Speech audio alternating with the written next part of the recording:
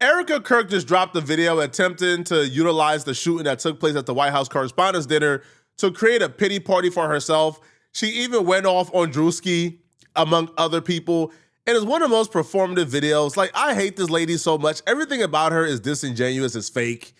And her trying to utilize this shooting to create this pity party for herself is just the new low that I'm not surprised by at all.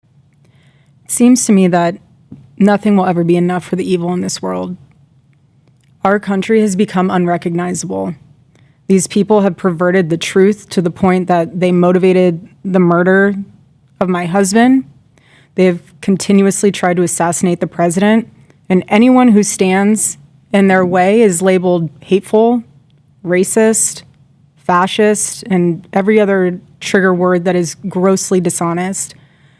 We want the best for our country. They don't. This is why Charlie started Turning Point USA in the first place. He didn't trust the radicalized liberal teachers. And this past Saturday, it was a school teacher, of all people, a school teacher, that attempted to change our history for the worst with bullets. Watch how this narcissist centers herself in the middle of this as if she's like the main character. She was not the target. They were not looking for her or going after her. Nobody gave a damn she was there. But she centers herself in the middle of this as if she's like the main character of the story, as if she's like the sole beneficiary of all the headache, trauma, and pain that came from that night. She's not, right? But she does this by saying the very same evildoers who are trying to take over the country, those are the very same people who have been attacking me from my side, bruh. Like, this nonsense of like, it's only people on the left who are committing these tragedies and these are the people. Bruh, they have repeated that rhetoric so much that it's now falling on deaf ears. Like, nobody is taking that. Even like the most MAGA right-winger, like, hears that and think it's stupid. Like, that's dumb. Like, obviously it's dumb, right? Like, we could name you 20 people on the right who has committed tragedies. I could name you 20 people on the left. Bad people and lunatics are bad people and lunatics, bro. It doesn't matter what their political alliance are. But Erica Kirk centers herself. These bad people who are responsible for this tragedy are the same bad people that's been attacking me for months. All right, man. And the attack she would name is like, oh, like they're making fun of me. They wearing white face. Like, all right, bro. Like, yo, she's such a drama queen, man. And everyone is asking why I even went to the White House Correspondents' Dinner. And it was because many of the journalists in that room have attempted to dehumanize me. And I wanted to meet some of them face to face, quite frankly. Why have a conversation about me when you can have a conversation with me? So, for example, a journalist from the Daily Mail came up to me. She introduced herself, and she was very gracious. She was saying, "You look so beautiful. I'm so sorry for your loss." Peep this. The reporter walked up to Erica Kirk and gave her the level of kindness they've been asking for months. That's the level of kindness they've been asking for people on the left to treat them as if they're not monsters, to treat them as if they're not supporting active atrocities, right? To treat them as if they're not supporting a war that's committing an active genocide, that's committing war crimes after war crimes, as if they're not supporting a war that's leading to schools where little girls end up being bombed. These people are supporting a war that has seen hundreds of little girls being killed and murdered. But people on the left should be kinder to them. And the reporter walked up to her and gave her the level of kindness they've been asking for. And watch how nasty Erica Kirk's own admission was to the lady who walked up to her and be nice. And apparently, like, she was nasty to the lady because the lady worked for a publication that Erica Kirk felt like has been unfair to her. But isn't this what the Correspondents' Dinner is for? For everybody to come together and for one night be bipartisan, chop it up, and actually try to build some type of camaraderie. Like, isn't this what this meeting is about? So she walked in something that she's never been to and tried to disrupt the culture and make herself a victim. To which I replied, "It is so nice to put a name to the face, especially with all of the slander, the lies, accusations that are out there surrounding my husband's murder and myself." And I said to her, "You know what's so interesting? This is my first time at the White House Correspondents' Dinner, and I find it so fascinating, the dynamic that is going on right now, because everyone is all dressed up, and you guys are co-mingling in and out of each other's cocktail parties.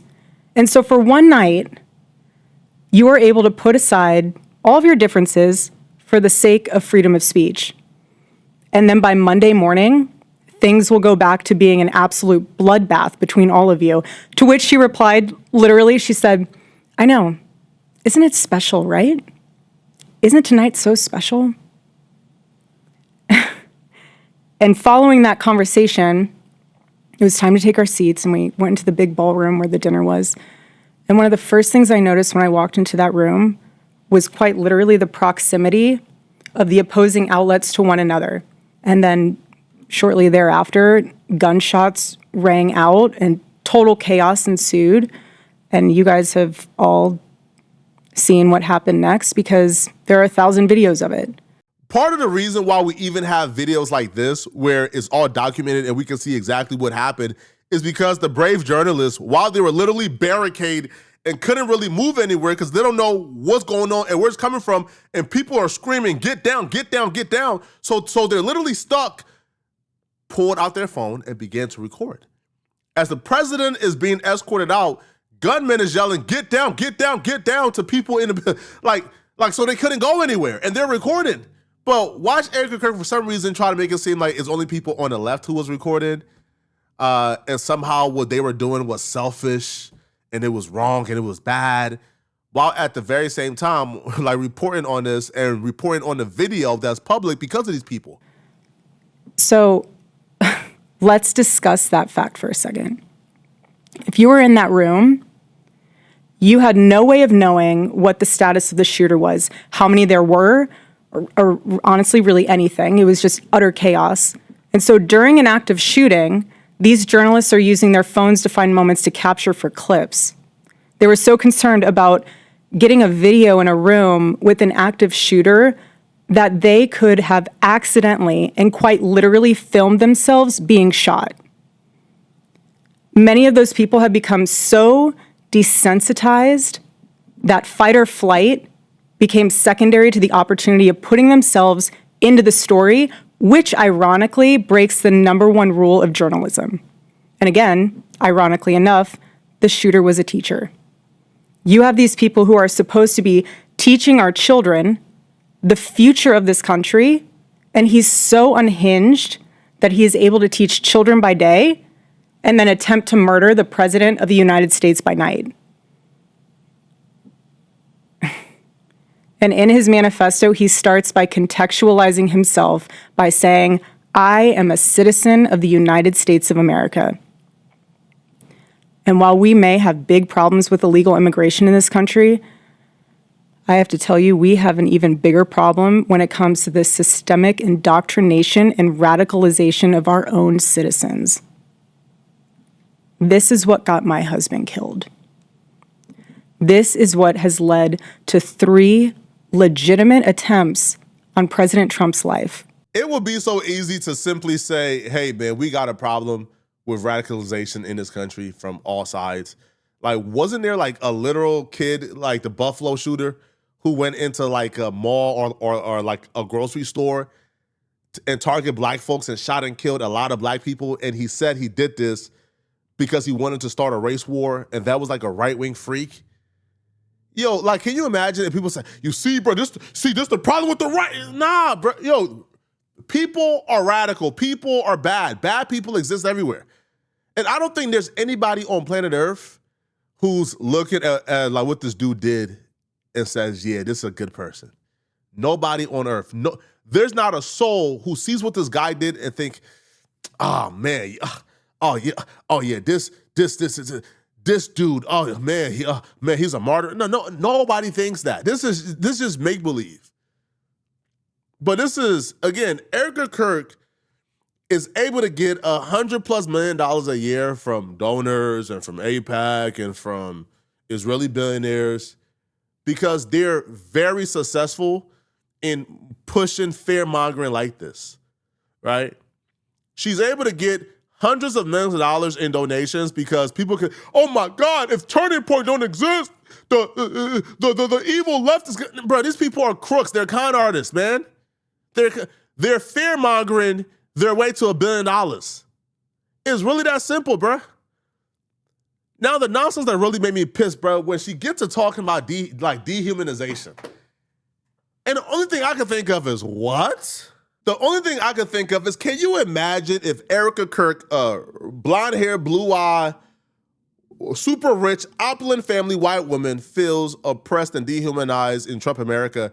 Imagine what black and brown people feel. Imagine what a Hispanic person feels like in Trump America after the Supreme Court ruled they could be racially profiled. The literal Supreme Court ruled that ICE and other federal officers can racially profile people who are black and brown. That was a literal ruling. So if you feel dehumanized, imagine what these people feel. But you support those policies. Like, you support like black and brown people being like racially profiled. Like, you support this. Like, you support people being taken from off the streets and thrown in the back of a paddy wagon because they look as if they are illegal or because they speak a different language. You support these policies. You support this. So if you feel dehumanized, imagine what my friend felt when he was confronted by federal officers. He says, I'm a citizen. Here's my ID. Here's my social security number. I'm sorry, sir, I don't walk around with my birth certificate on me. And he was literally taken from off the streets, thrown in the back of a paddy wagon, kidnapped and carried away to go prove that he's legal. And I can speak firsthand to that unbearable toll that this must take on our First Lady. There has never been a president who has faced this many assassination attempts in Americans' entire history. And after each one, the reaction from the far left has been, at best, a shrug, and in some cases, a sick disappointment that the shooter was unsuccessful. We are all human beings. And if you can just pause and just take a minute and ask yourself, how would you feel if even just one person made cruel jokes about the attempted murder of your loved one? She's just lying. Like, this is just a literal lie. Like, Jimmy Kimmel filmed that episode before the White House Correspondents' Dinner shooting. It was way beforehand. So how could he be talking about that shooting or Trump almost dying that night? Like, what? No, he was talking about Trump being really old and his wife seemingly hates him. And, you know, when he passed away from old age, his wife will seemingly be super happy. That was the joke. Has nothing to do with the shooting at the White House Correspondents' Dinner that didn't happen yet when he was recording. That is what Jimmy Kimmel did to the First Lady. He said that she had the glow of an expected widow. The glow of an expected widow. Just 48 hours before that nightmare almost became a reality. In this culture we're living in, absorbs disagreement as a form of personal betrayal. It turns having an opposing viewpoint into a moral crime worthy of punishment. And here's what I've realized through all of this, truly, having lived through quite literal hell these past 7 months, if you strip someone of their humanity long enough, you will arrive at the chilling conclusion that they don't deserve to exist at all. Every morning I wake up to a new headline lying about me. I have comedians dressing up in whiteface. I have people saying I'm not fit to be CEO, and I have Candace Owens claiming I murdered my husband. And the list goes on and on and on. The order of operation here is center yourself with the tragedy, lie, lie, lie, center yourself with the tragedy, lie, lie, lie, center yourself. All right, if he's claiming that Drewski did a skit about you or in whiteface, he never said that it was about you. Now, I'm not going to be dense here. Like, of course the Drewski skit was about her, right? But even them labeling the whiteface, we know why they label it whiteface, bruh. Whiteface, is whiteface even a thing? Is there like a historical mockery of white folks with white? Like I don't understand this. Like, has white folks been historically disparaged through white paint? No, that has not been a thing. Like whiteface, the term whiteface was created by modern day right wingers. Like, the term whiteface was never a thing. It never existed. But again, back to trying to be the victim, man. Y'all let me know in the comment section what y'all feel about this, bro. And this nonsense of, oh, Erica Kirk is a widow. Nah, bro. Nah, bro. Erica Kirk is that smack a power player in politics right now, and she must be treated as such. Erica Kirk went to, I think it was ASU, and demanded that ASU cancel the Un-F America tour, right? Because she felt like they would have influence over the students. So she has actively been working to suppress left-wing voices for a while. Man, F her, bruh. Y'all let me know what y'all think about this, man. If you're still watching this video, click on this video right here somewhere on my screen to find out how Aries Spears is having the worst day of his life. I'm going to see you guys in this Aries Spears video. And if you want to support, please send me a hype to this video. Hype's one of the best ways to support and only ways to support. Please send me a hype.